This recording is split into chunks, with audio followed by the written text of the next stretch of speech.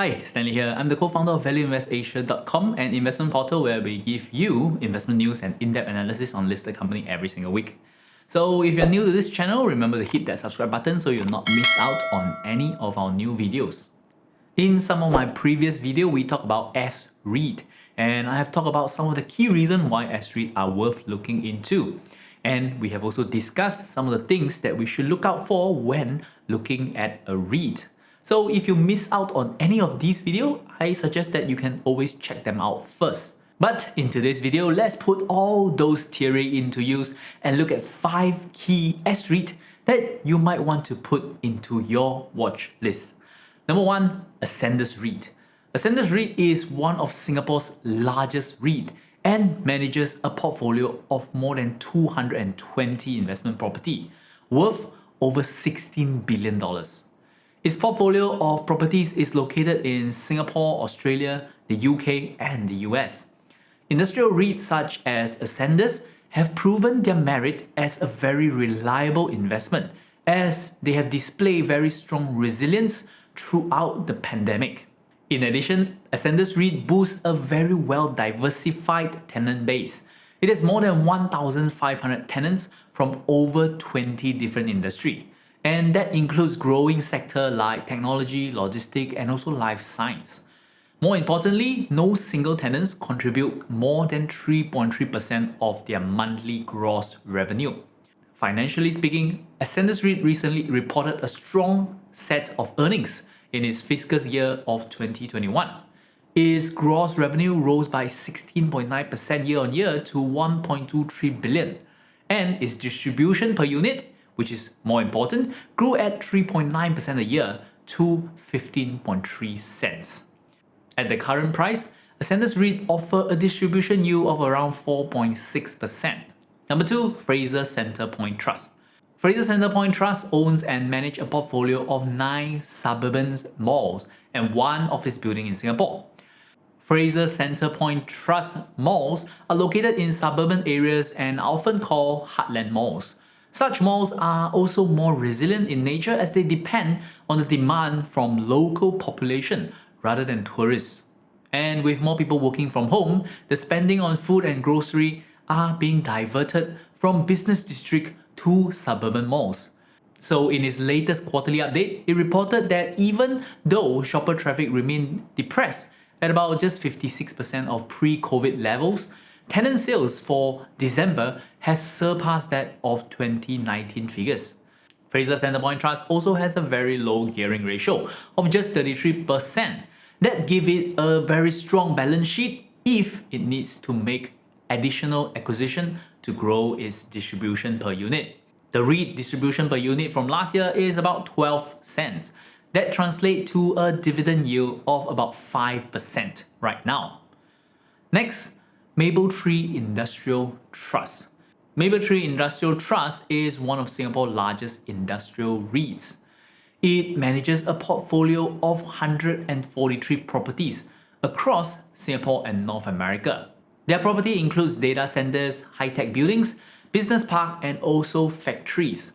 So similarly to Ascendas REIT, Mapletree Industrial Trust has its size as its core strength and stability.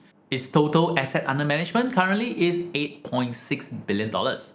With more than 2,000 tenants across a wide range of sectors, Mapletree Industrial Trust is also well diversified in its exposure towards tenants and also towards industry.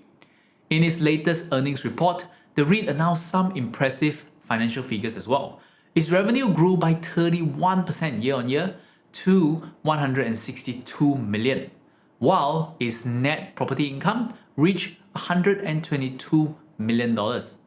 That is a growth of 24% year-on-year. This good showing allows Mapletree Industrial Trust to raise its distribution per unit by 6.4% as well. The increase allows the REIT to maintain its record of rising distribution every single year since 2012. And at the current unit price of around $2.70, it offers a distribution yield of about 5%. Up next is Keppel DC REIT.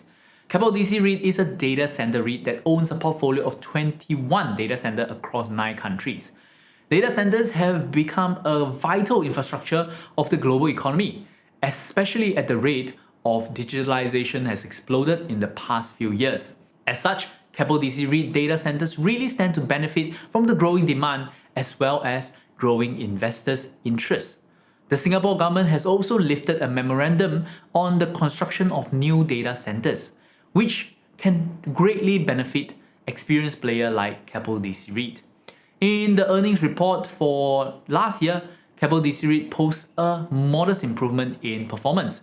Its revenue grew about 2% year-on-year to $271 million, while its net property income rose 1.6% to $248 million. This growth might seem muted, but that's mainly because the REIT is hardly affected at all during the pandemic, unlike so many of its peers. But on the positive side, the REIT has paid out a distribution per unit of about 9.85 cents for the year, which is 7.4% higher than the year before. At a unit price of around $2.10 right now, Keppel DC REIT trailing dividend yield is around 4.6%. So with that, we come to the last interesting REIT, which is Parkway Life REIT. Parkway Life REIT is one of Asia's largest listed healthcare REIT.